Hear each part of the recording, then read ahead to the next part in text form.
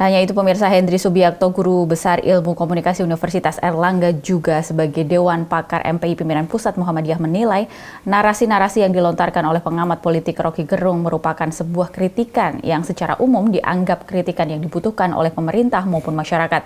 Hal ini juga menjadikan masyarakat Indonesia semakin dewasa, namun tetap dilakukan dengan adab dan kata-kata yang baik.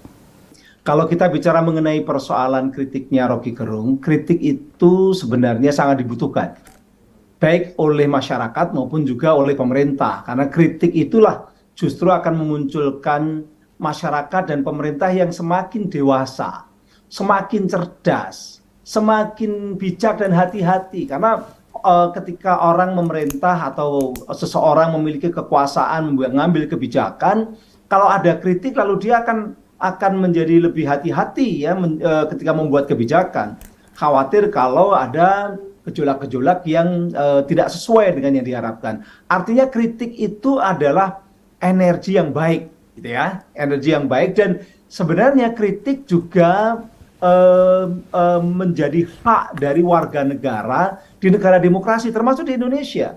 Di Indonesia, Undang-Undang Dasar kita, pasal 28F, pasal 28 H itu memberikan semacam constitutional right, hak konstitusional kepada warga negara untuk berpendapat, berkomunikasi. Artinya itu merupakan hak yang diberikan oleh negara, berpendapat, berkomunikasi, berekspresi, dan itu tentu saja bisa berupa kritik begitu. Tetapi hak-hak ini tadi yang sebagai constitutional right itu dia bukan hak yang absolut, bukan hak yang tidak terbatas, tetapi hak yang disebut sebagai hak asasi derogable right, hak asasi yang bisa diatur, yang bisa dibatasi supaya apa? Supaya tidak merusak, mengganggu, merugikan orang lain atau hak orang lain.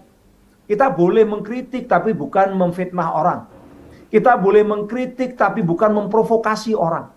Itulah makanya Undang-Undang Dasar memberikan semacam amanah bahwa di 28J, ya 28J nanti bisa dibaca di Undang-Undang Dasar 45, itu hak-hak yang dijamin ini tadi, hak asasi ini bukan semata-mata bebas sebebas-bebasnya, tapi bisa diatur dengan undang-undang.